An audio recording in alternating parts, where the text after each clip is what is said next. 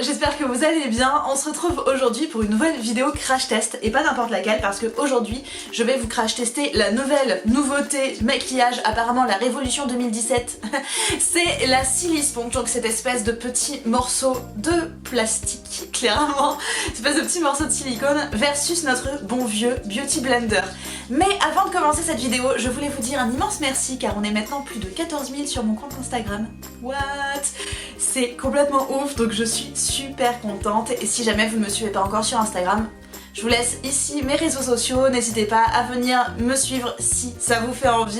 Donc pour ceux qui ne connaissent pas, la Silly Sponge c'est cette espèce de petit morceau de silicone, ça ressemble clairement à ces espèces de petits trucs qu'on se met dans les soutiens-gorge, nous les filles, quand on n'a pas de sein et qu'on veut tricher un peu, vous savez ce que je veux dire. Donc la Silly Sponge, ça se présente comme ceci, c'est un espèce de petit morceau de silicone, ça coûte dans les 14 € et notre bon vieux Beauty Blender, c'est cette petite éponge rose qui là est humide, donc du coup on peut utiliser ça aussi pour se maquiller. Donc ces deux produits servent à appliquer le fond de teint et tous les produits liquides de maquillage sur le visage.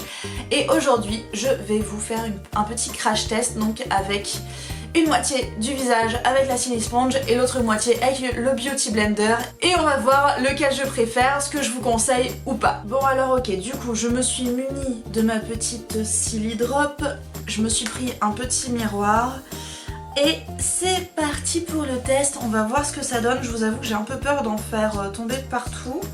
Je vais déjà essayer de mettre une petite gouttelette comme ceci et on va voir ce que ça donne. Sachant qu'en plus, honnêtement, le maquillage du teint c'est vraiment pas mon truc préféré. En général, je commence toujours par faire cette partie-là de mon visage, ensuite je fais l'autre, genre en mode double face. Du coup, je vais essayer de bien étaler tout ça avec la Silly Drop. Là pour l'instant déjà ça ressemble pas à grand chose. C'est un peu bizarre. Ça fait bizarre de passer ça sur sa peau d'ailleurs, c'est pas désagréable comme sensation, mais c'est un peu étrange. C'est vraiment affreux là comme ça. Bon. Donc, du coup là pour l'instant c'est pas trop mal, donc ce que je fais surtout c'est que j'étire le produit pour essayer d'en avoir à peu près partout, un peu uniformément. Et après j'essaye de tapoter histoire qu'on voit pas trop les traces. Franchement pour l'instant c'est vraiment pas trop mal. Du coup je vais faire la deuxième partie de mon visage avec mon Beauty Blender, donc cette espèce de petite éponge. Et on va bien voir ce que ça donne. Donc je vais appliquer mon petit fond de teint dessus.